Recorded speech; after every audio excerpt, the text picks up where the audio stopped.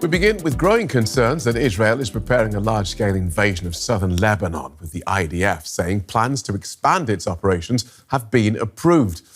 Israel's been striking infrastructure there as part of its campaign against the militant Islamist group Hezbollah.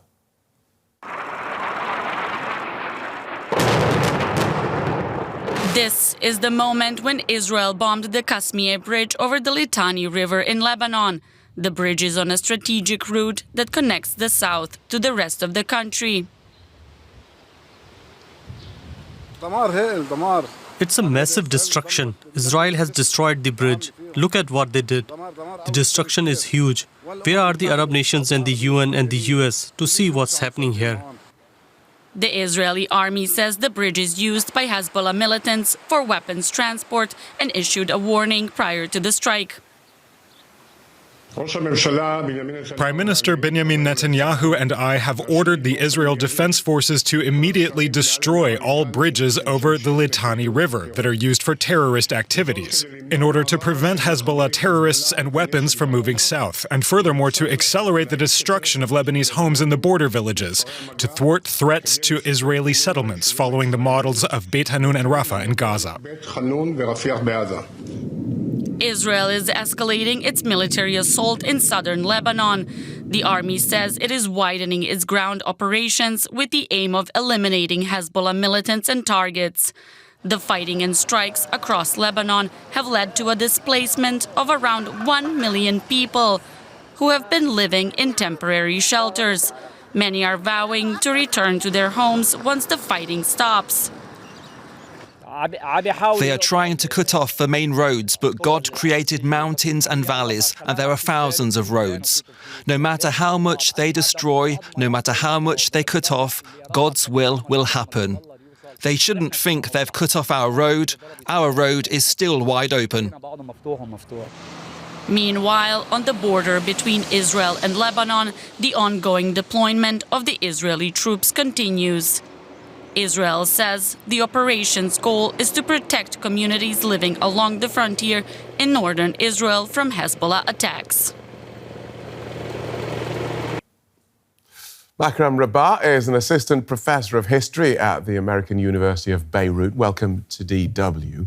Can we start with what you're seeing and experiencing there in the Lebanese capital at the moment?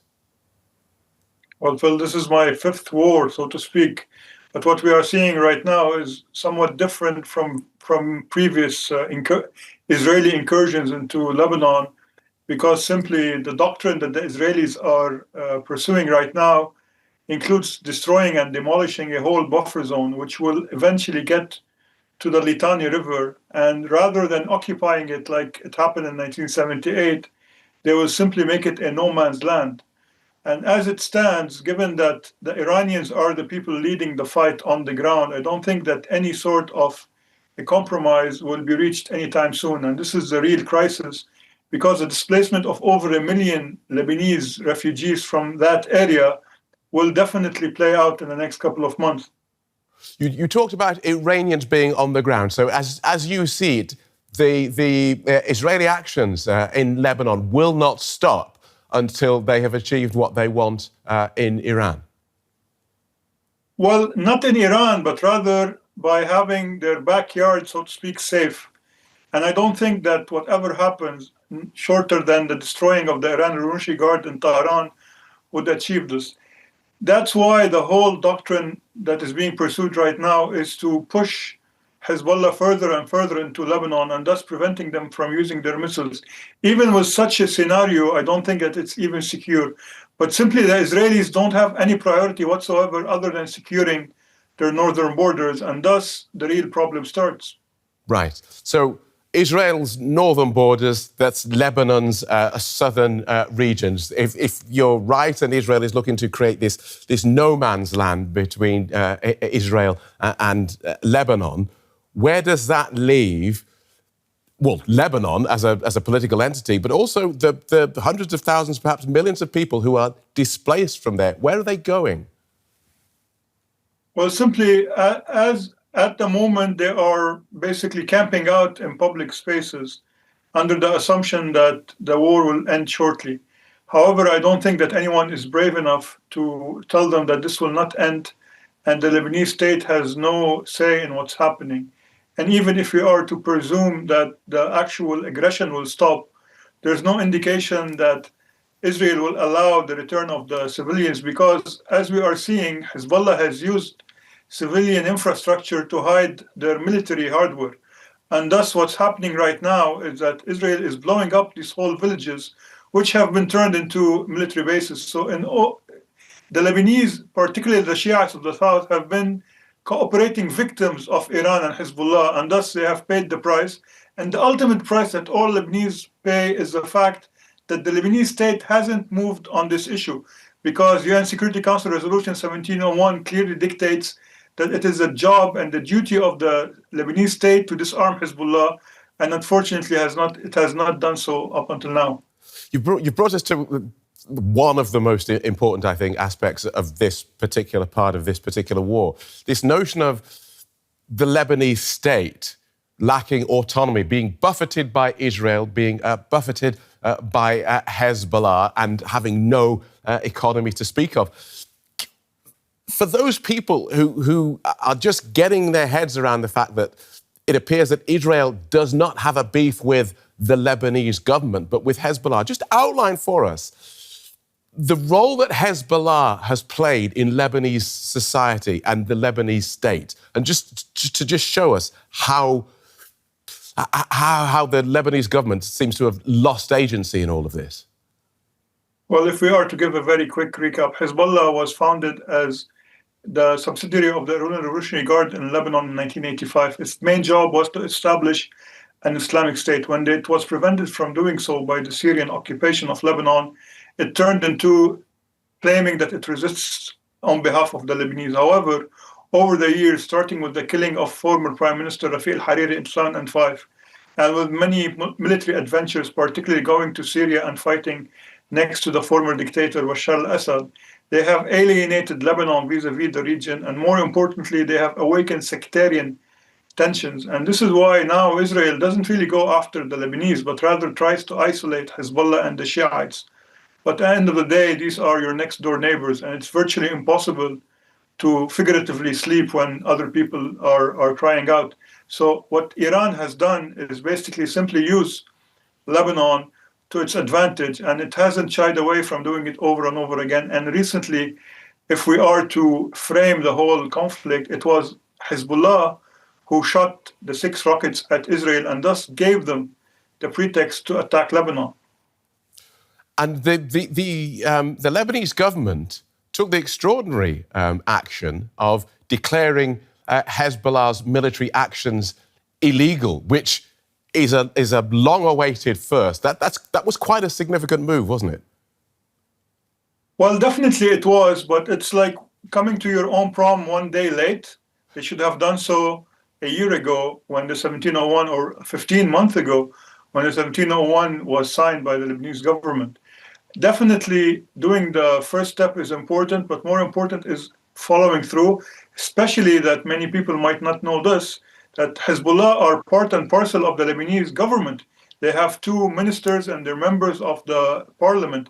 So in a way, they cannot be part of the government at the same time be one of the reasons why the state is being destroyed. So all of this is a Faustian deal which the Lebanese political establishment signed with Hezbollah, and I think it's now time to re-examine it. Part of the follow-through you talk about for the Lebanese government in deciding that the Hezbollah military actions are illegal, part of that follow-through, we would assume, is the Lebanese army. Is the Lebanese army up to enforcing that ban? I think the Lebanese army can enforce this, and despite the fact that its commander, who answers to the president, have underscored that they lack resources, I think they lack the will, because there's a very terrible alliance of minorities mentality in Lebanon. The current president of the republic is a Christian Maronite, and for some reason, he hasn't done anything but try to justify why the Shiites of Lebanon are under the guardianship of Hezbollah. Rather than addressing them as Lebanese citizens, he has failed himself and he has failed Lebanon. And as a former commander of the army, he should not keep on saying that if I do use the army internally, it will turn into a civil war. It's actually preventing the army from doing what's right, from protecting the Lebanese from Iranian aggression, is what will get us to a civil war. So I think that at the end of the day, yes, the army should intervene. And if it doesn't intervene, I don't think that Lebanon needs an army anymore. Good talking to you. Thanks for taking us through that so clearly. Makram Rabah from the American University of Beirut. Thank you very much. Let's get more from our Beirut bureau chief, Mohammed Traitor. Welcome, Mohammed. So attacks not only on southern Lebanon, but also on the Lebanese capital where you are. Just give us an idea of what daily life is like there.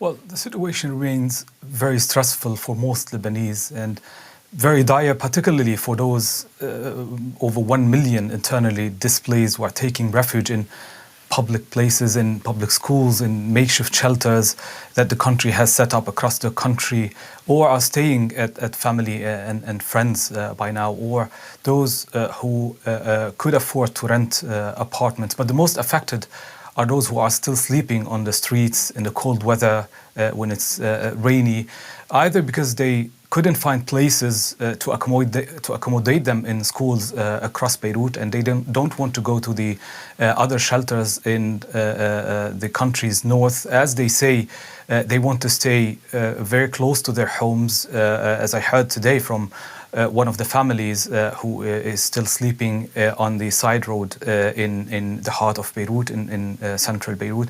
They say they want to benefit from any moment of calm to stay closer to their homes and go check on their homes and properties, and potentially bring whatever they left behind as they fled their homes immediately after the Israeli strikes on March 2nd.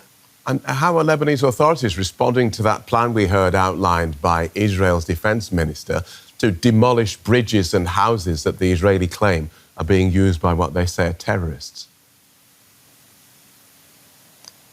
Well, the Israeli military did in fact demolished most of the main bridges connecting towns and villages south of the Litani River with the rest of the country. Just today, another main bridge, the Lafi bridge, has been targeted by the Israelis, and this is further isolating vast areas south of the Litani River, where thousands are believed to remain there. They did not leave following the Israeli evacuation orders to leave the area. And it is becoming much harder for them to travel back and forth north and south of the Litani River, and it's becoming much harder for the aid and rescuers to reach them. Like it's much harder now to deliver food and clean water and medicine and fuel for these thousands who are still in the area. Israel also continues to clash with Hezbollah militants on the border and continues to destroy houses on the front line near the border with Lebanon. This is raising great concerns among the residents of the towns over there. They fear that they might not be able to come back to their homes anytime soon.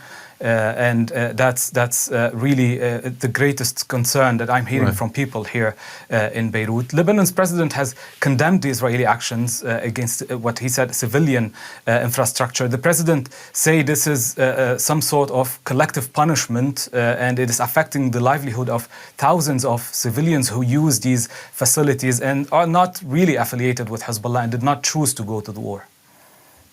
OK, thanks for that, Mohammed. DW's Beirut Bureau Chief, Mohammed Traitor.